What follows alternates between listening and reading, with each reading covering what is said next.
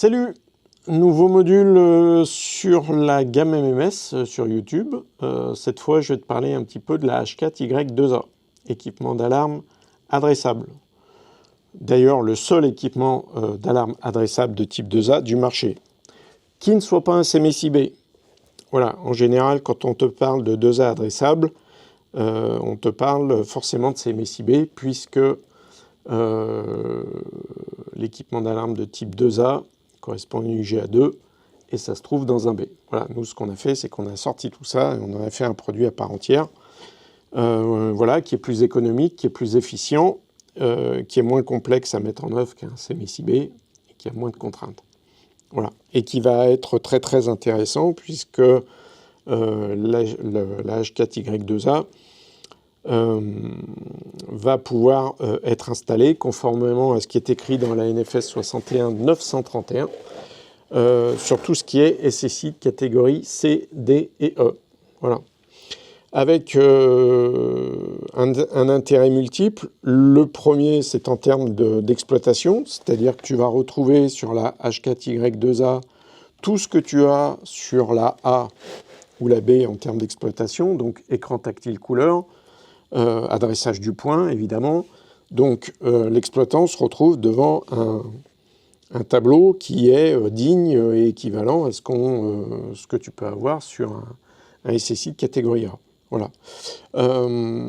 Tu as évidemment là-dessus l'historique d'événements. Tu peux installer des tableaux répétiteurs d'exploitation. Et voilà, ce qui va différencier ce 2A d'un B, c'est qu'en l'occurrence ici, comme tu le vois, tu n'as plus les fonctions de mise en sécurité. D'accord? Tu n'as plus que l'UGA2, sur lequel les 4 sorties sont entièrement dédiées. Donc tu as 4 lignes de diffuseurs sonores et lumineux, avec 2 ampères de base, 4 fois 500 mA. Et si tu n'as pas assez de patates, tu peux prévoir une AES 24/4 ici, et tu te retrouves avec 1 ampère sur chaque sortie, et là tu as 4 ampères pour tes diffuseurs sonores et lumineux. Voilà, donc le gros intérêt de ce produit, c'est qu'on passe une étape importante par rapport à tout ce qui est catégorie C, D et E, dans le sens où aujourd'hui, quand on parle de C, D et E, on parle de type 2B, type 3, que ce sont des solutions traditionnelles en type basse. Voilà, c'est des technologies qui sont aujourd'hui un peu dépassées dans le sens où voilà, ça vient du monde de l'éclairage de sécurité, c'est des technologies assez basiques, tu n'as pas d'adressage de points, c'est que du collectif, du conventionnel, tu n'as pas d'historique d'événements. C'est moyennement sécurisé parce que ça fonctionne en NF, donc bon, le NF, si ton câble brûle et que les 2 âmes se touchent, tu n'as plus la commande. C'est extrêmement lourd à mettre en œuvre parce qu'il faut tirer tous les 220 volts sur tous les basses, etc. etc.